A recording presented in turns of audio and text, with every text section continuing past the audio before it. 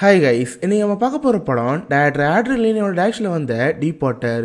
இது ரொம்ப சூப்பரான ஒரு எராட்டிக் த்ரில்லர். நம்ம ஹீரோயினும் ஒரு ஹஸ்பண்ட் ஒய்ஃப் வாழ்ந்துட்டு இருக்காங்க. இந்த ஒய்ஃபோட கேரக்டர் கொஞ்சம் மோசமான கேரக்டர், நிறைய ஆண்களோட பழகிட்டு இருக்கா. இது பிடிக்காத அந்த ஹஸ்பண்டால் அந்த ஒய்ஃபோட்டு பிரிஞ்சு போக முடியல. இதனால அந்த ஹஸ்பண்ட் என்ன பண்ண ஆரம்பிக்கிறான், நிறைய ஆண்களோட பழகிற அந்த ஒய்ஃபோட வாழ்க்கை எப்படி தான் முடிஞ்சு இதை சொல்கிற ஒரு படம் தான் டீப் வாட்டர். இது ரொம்ப எராட்டிக்கான ஒரு மூவி. ஏன்னா அந்த படத்தோட டேரக்டர் ஆட்ரியன் லீனு. இவரோட படங்கள் எல்லாமே ரிலேஷன்ஷிப் பேஸ் பண்ணி தான் இருக்கும். அந்த மாதிரி இந்த படத்தில் செக்ஷுவல் கண்டென்ட் இருக்கும். அண்ட் நம்மளுக்கு ரொம்ப பிடிச்ச அனாடியமஸ் தான் இந்த படத்தை என்ன பண்ணியிருப்பாங்க. சரி, இப்போ வாங்க டீப் வாட்டருங்கிற இந்த கதைக்குள்ளே போகலாம். படத்தோட ஸ்டார்டிங்கே நம்ம ஹீரோன்னு ஆளில் காமிப்பாங்க. பார்த்து சைக்கிளிங்லாம் போட்டு வீட்டுக்கு வந்துட்டுருக்கா. வந்து பார்த்தா ஒய்ஃபு ஸ்டெப்ஸில் உட்காந்துருக்கா. ஹே பேபி, என்னாச்சு, எதுக்கு ரொம்ப சோமருக்கு கேட்குறப்ப இவன் ஒன்றும் இல்லை சொல்லுவா. பட் அவன் மனசுக்குள்ள ஏதாவது கஷ்டமாக மாதிரி இருக்குது. இது ஏன் நமக்கு போப்போன்னு தெரியும். கட் பண்ணால் இதெல்லாம் நடக்கிறதுக்கு ஒரு 1-2 மாதம் முன்னாடி நம்ம ஹீரோயின் எல்லாம் சேர்ந்து ஒரே குடும்பம் இருப்பாங்க. நம்ம ஹீரோட பேர் ஆலன், அவன் ஒய்ஃபோட பேர் மிலிண்டா. 2 பேர்த்துக்கும் 3-4 வயசில் ஒரு குழந்தை இருக்கும். சொல்லப்போனால் நம்ம ஹீரோயினும் அரேஞ்ச் மேரேஜ் பண்ணியிருப்பாங்க. பட் நம்ம ஹீரோனுக்கு அந்த கல்யாணம் சுத்தமாக பிடிச்சிருக்காது. அவங்க அப்பா அம்மா வற்புறுத்தினால இவன் கல்யாணம் பண்ணியிருந்திருப்பா. பட் போக இவளுக்கு அது போராடி ஆரம்பிச்சிச்சு. பேசாமல் டிவோர்ஸ் வாங்கிடும்னு சொல்லிட்டு ஹீரோ டிவோர்ஸ் கேட்டிருப்பா. பட் நம்ம ஹீரோக்கு அது கொடுக்க விருப்பம் இல்லை. ஏன்னா அவனுக்கு ஒய்ஃபை அவ்வளோ ரொம்ப பிடிக்கும். எங்கே நம்ம டிவோர்ஸ் வாங்கிட்டு போனால் நம்ம ஒய்ஃபை நம்மளோட பிரிஞ்சு போகிறாங்க காரணத்துக்காகவே ஒரு ரிலேஷன்ஷிப் பழக ஆரம்பிச்சிருப்பாங்க. அதுதான் ஓப்பன் ரிலேஷன்ஷிப். ஊரை பொறுத்த வரைக்கும் உங்கள் பேருக்கு ஹஸ்பண்ட் ஒய்ஃபாக இருப்பாங்க. பட் அவங்க நினச்சா யார் கூட நான் பழகிக்கலாம். இப்போ அந்த ஒய்ஃபுக்கு இன்னொரு பையனோட பழகணும் ஆசையாக இருக்கா, அந்த பையனோட பழகிக்கலாம். இது அந்த ஓப்பன் ரிலேஷன்ஷிப். நம்ம ஹீரோ சரி அக்செப்ட் பண்ணி தான் இந்த ரிலேஷன்ஷிப் இருந்துட்டு இருப்பாங்க. கட் பண்ணால் அன்றைக்கி நைட்டு இவங்க ஃப்ரெண்டு வீட்டில் சின்னதாக ஒரு பார்ட்டி இருக்கும். ஸோ அதுக்காக 2 பேர் கிளம்புறா இருக்காங்க.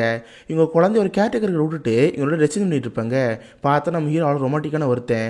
தன் ஒய்ஃபுக்கு ட்ரெஸ் சேஞ்ச் பண்ணுறதுலேருந்து ஹீல்ஸ் மாட்டுற வரைக்கும் அவள் அவ்வளோ ரொமாட்டிக் பண்ணிட்டு இருப்பான். பட் நம்ம ஹீரோனுக்கு அவங்க ஹஸ்பண்ட் பிடிக்கவே பிடிக்காது. எப்படியும் மட்டும் டிவோர்ஸ் வாங்குவோம் இந்த மாதிரி நினச்சிட்டு இருப்பா. இப்போ 2 பேர் நைட்டு அந்த பார்ட்டிக்கு போவாங்க, நல்லா ஜாலியாக இருப்பாங்க. பார்த்தா நம்ம ஹீரோயின் அங்கே ஜோயல்னு ஒரு பையனை பார்ப்பா. 2 பேரும் நல்லா ஜாலியாக சிரிச்சு பேசிட்டு இருப்பாங்க. ட்ரிங்க்ஸ் பண்ண ஆரம்பித்தவங்க அப்படி தனியாக போக ஆரம்பிப்பாங்க. இதை பார்த்து நம்ம ஹீரோ கடுப்பு தான் ஆகும். அவள் அப்படி என்னதான் பண்ணுறான்னு பார்ப்போம்னு சொல்லிட்டு மேலேருந்து பார்த்துட்டே இருப்பான். பார்த்து தனியாக போன 2 பேரும் ட்ரிங்க்ஸ் பண்ண ஆரம்பிச்சிருப்பாங்க. போப்போ 2 பேரும் கிஸ்லாம் பண்ண ஆரம்பிச்சிருப்பாங்க. இதை பார்த்து வெறுப்ப ஆரம்பிச்சிடும். பட் இவன் அக்செப்ட் பண்ணி அந்த ரிலேஷன்ஷிப்பில் இருக்கான். நம்ம எதுவும் பண்ணக்கூடாதுன்னு இவன் மேலேருந்து பார்த்துட்டே இருப்பான். நம்ம ஹீரோ பார்க்குறது அந்த ஒய்ஃப் நல்லாவே தெரியுது. பட் அவனை வெறுப்பத்துங்கிறதுக்காகவே அவன் அந்த மாதிரி பண்ணிட்டு இருப்பாளா. இதை பார்த்து எனக்கு போப்போ கோமா தான் இருக்கும். கட் பண்ணால் கொஞ்ச நாள் கழிச்சு ஜோயல் அங்கே வருவான். நம்ம ஹீரோவும் ஜோயல் ட்ரிங்க்ஸ் பண்ணிட்டு இருக்கிறப்ப, சார் உங்கள் ஒய்ஃப் சீரியஸ்லி ரொம்ப சூப்பரான ஒரு கேரக்டர், நல்லா ஃபன்னாக பேசுகிறது, ஜாலியாக இருக்கு, நல்லா பண்ணிட்டு இருக்காங்க, நீங்கள் கொடுத்து வச்சுக்கோன்னு சொல்கிறப்ப இவனுக்கு போப்போ வயிறு எரிஞ்சிட்டு இருக்கு. இதனால ஜோயலை பார்த்து லைட்டாக மாட்ட ஆரம்பிக்கிறான். ஆமாம் ஜோயல், இந்த ஊரில் மார்ட்டின் ஒருத்தந்தால, அவனை பற்றி உங்களுக்கு திருமணம் கேட்குறப்ப, ஆமாம் சார் நான் கேள்விப்பட்டிருக்கேன், ஆள் ஏதோ கொஞ்ச நாளைக்கு முன்னாடி காண போன கேள்விப்பட்டேன், ஏன் சார் ஏதாவது பிரச்சனை கேட்குறப்ப, ஆமாம் அவன் நான் தான் கொலை பண்ண சொல்லுவான். இதை பார்த்து ஜோயல் கல்லு விட்டுரும். என்னது கொலை பண்ணீங்களா, அவர் உங்கள் ஒய்ஃபோட ஃப்ரெண்டு தானே கேட்குறப்ப, ஆமாம் அதுக்காக கொலை பண்ணேன், நான் இப்போ என்ன சொல்ல வரேன்னு புரிதானே கேட்குறப்ப அந்த ஜோயல் கல்லோட ஆரம்பிச்சிருது. எதுவுமே சொல்லாமல் பயந்து அந்த பாட்டி விட்டு தெரிச்சு விட்டு போயிடுவான். இதை நம்ம ஹீரோன்னு பார்த்துருப்பா. ஏங்க அவங்ககிட்ட என்ன பேசிட்டு இருந்தீங்க, திரும்ப பாட்டி விட்டு போயிட்டான்னு சொல்கிறப்ப, ஒன்றும் இல்லைம்மா அவனுக்கு அர்ஜென்ட் வேலை வந்துருச்சு, நம்ம வீட்டுக்கு போகணும்னு சொல்லிட்டு வீட்டுக்கு கூட்டி போயிட்டு இருப்பான். பார்த்தா அந்த பாட்டில் சமய போதையாக இருப்பா. வீட்டுக்கு போன உடனே கேட்டகரி வீட்டுக்கு போன ஆரம்பிச்சு.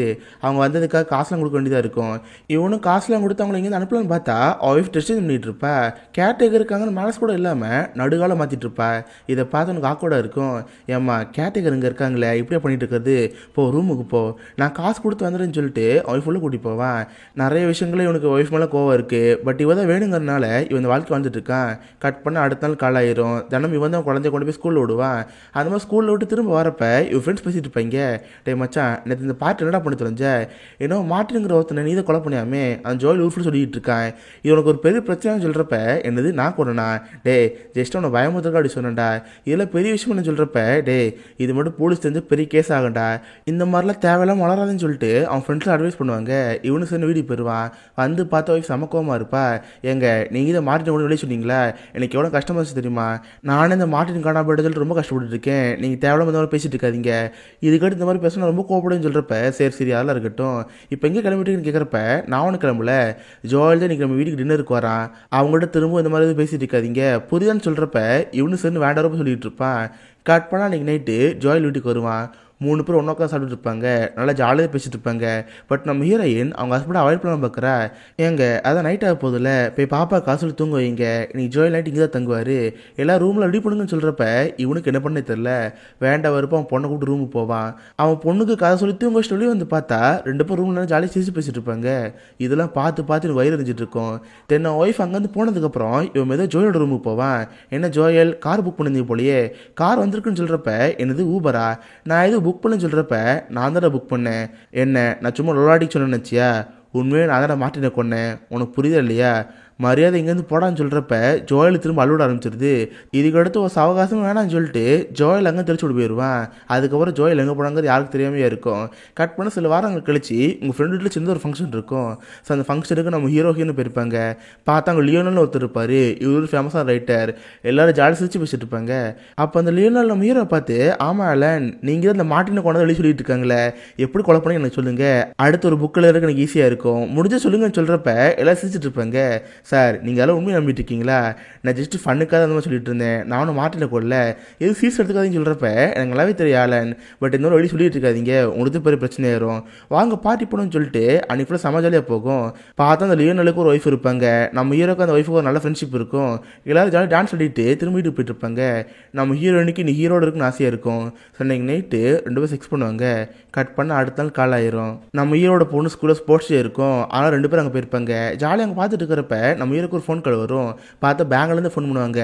சார் நீங்கள் ஆலன் தானே, உங்கள் ஒய்ஃப் மெலிண்டா உங்கள் அக்கௌண்ட்லேருந்து பணத்தை ட்ரான்ஸ்ஃபர் பண்ணியிருக்காங்க, சார்லின்னு ஒரு பியானிஸ்ட்டுக்கு ஏதோ 3000 அனுப்பியிருக்காங்க, இப்போ உங்கள் அக்கௌண்ட்டில் பேலன்ஸே இல்லை, மினிமம் பேலன்ஸை மெயின்டைன் பண்ணிக்கோங்கன்னு சொல்லிட்டு பேங்க்லேருந்து ஃபோன் வந்திருக்கும். இதை பார்த்து எனக்கு செம கடுப்பாயிருது. அடி பாவி, எனக்கே தெரியும் 3000 எடுத்திருக்கியா, அவ்வளோ பெரிய காசை இவ யாருக்கு கொடுத்தா, அவள் யாருன்னு தெரிஞ்சுக்கணும்னு சொல்லிட்டு ஒரு ரெஸ்டாரண்ட் போவான். பார்த்தா அங்கே தான் சார்லிங்கிற பையன் இருப்பான். அங்கே இப்போ ஆன்லைன் வச்சுட்டு இருப்பான். இவன் ரகசியமாக அந்த பையன் நோட் பண்ணிட்டே இருப்பான்.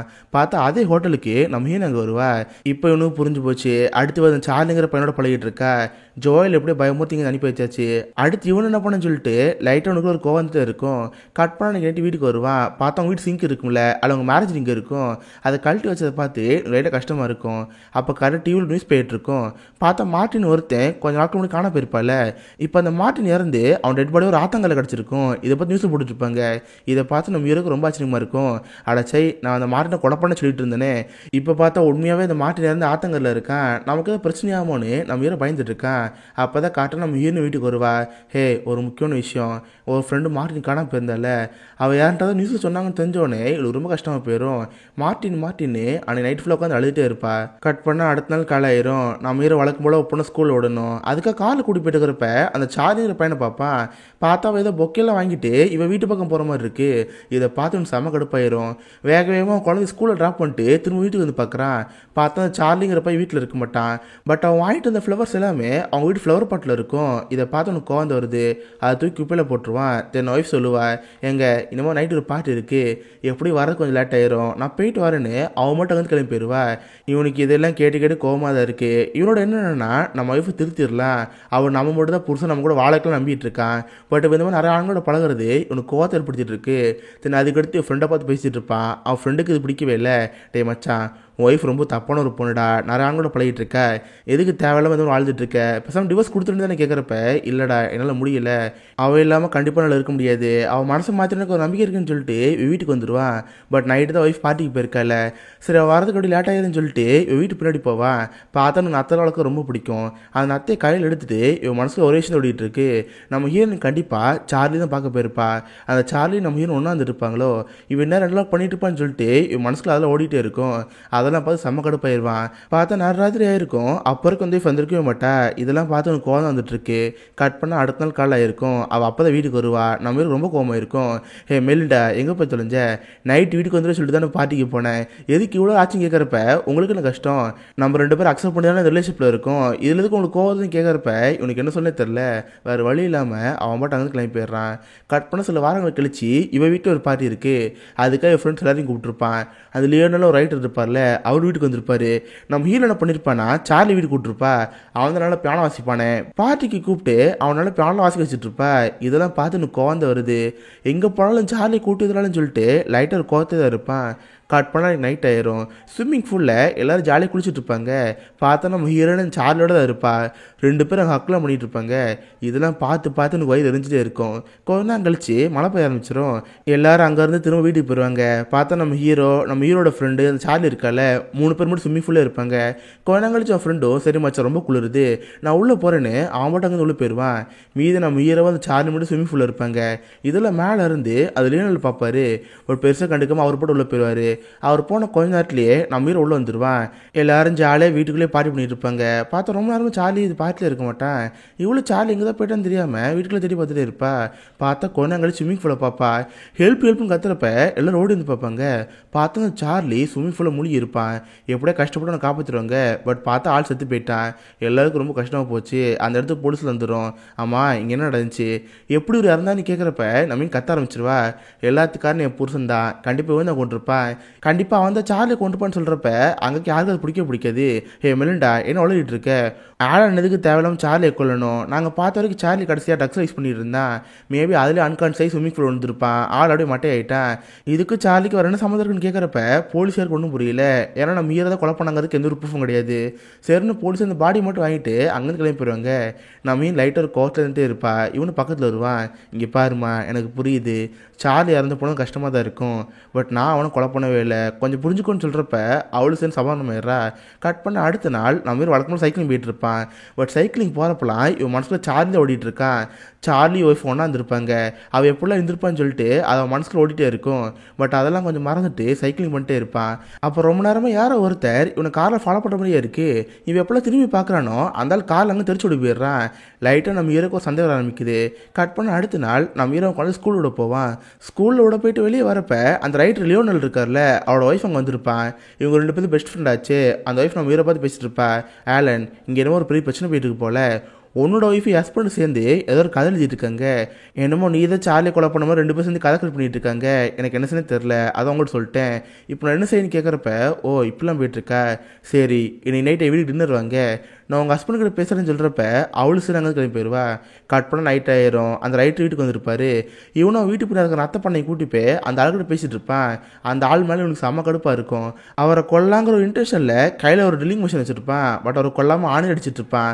ஆமாம் சார் நீங்கள் ஒய்ஃபு சேர்ந்து அது கதை எழுதிட்டு இருக்கீங்களாமே நான் தான் சார்லியை கொன்ன மாதிரி அந்த கதையில் எப்படி போயிட்டுன்னு கேட்குறப்ப ஆமாம் நீ தானே சார்லியை கொன்ன நான் கடைசியை பார்த்தேன் அந்த ஸ்விம்மிங் பூலில் நீ சார்லி தான் இருந்தீங்க அதுக்கப்புறம் தான் சார்லி இறந்து போயிருக்கான் சார் கண்டிப்பாக நீ தான் பண்ணியிருப்பேன்னு சொல்கிறப்ப சார் நான் தெளிவாக சொல்கிறேன் நான் பார்த்த வரைக்குமே சார்லி கடைசி அங்கே தான் இருந்தான் அதுக்கப்புறம் நான் உள்ளே வந்துட்டேன் நான் வந்து ரொம்ப நேரம் கழிச்சு தான் சார்லி இறந்து போனதை பார்த்தோம் நான் அவனை கொலை பண்ணலன்னு சொல்கிறப்ப நீங்கள் எது கொலை பண்ணல இதை அப்படியே விட்டுருங்க எது பேசுறதுக்கு வேணான்னு சொல்லிட்டு இவனு அங்கேருந்து கிளம்பி போயிடுவான் நம்ம இறக்கு லைட்டாக ஒரு கோவம் வந்துட்டே இருக்குது கட் பண்ணால் அடுத்த நாள் காலை ஆயிரும் நம்ம அவன் மட்டும் காலை வாக்கிங் போயிட்டுருப்பான் அப்போ அவனை ஃபாலோ பண்ணிட்டு இருந்த காரு ஒரு ஹோட்டலில் நின்றுட்டு இருக்கிற மாதிரி இருக்குது இவன் இந்த காருக்குள்ளே செக் பண்ணி பார்த்தா உள்ள கேமராலாம் இருக்க மாதிரி இருக்குது இது யாரோட காராக இருக்குன்னு சொல்லிட்டு இந்த ஹோட்டலுக்குள்ளே பார்க்குறான் பார்த்தா நம்ம ஹீரோயினும் இன்னொரு உட்காந்துருக்க மாதிரி இருக்குது இதை பார்த்து லைட் சந்தேகம் ஆரம்பிக்குது ஸ்ட்ரெயிட்டாக உள்ளே போயிடுறான் ஏ பேபி நீங்கள் உட்காந்துருக்க இந்த சார் யாருன்னு கேட்குறப்ப ஓ இவரா இவர் என் புது பாய் ஃப்ரெண்ட் இவர் சைக்காட்டிஸ்ட்டு நான் சும்மா அவர்கிட்ட பேசுகிறதுன்னு சொல்கிறப்ப ஓ சார் நீங்கள் சைக்காட்டிஸ்டா உங்கள் விசிட்டிங் கார்டு தரீங்களா என் ஃப்ரெண்ட்ஸ் சில பேருக்கு மூளை குழம்பு போயிருக்கு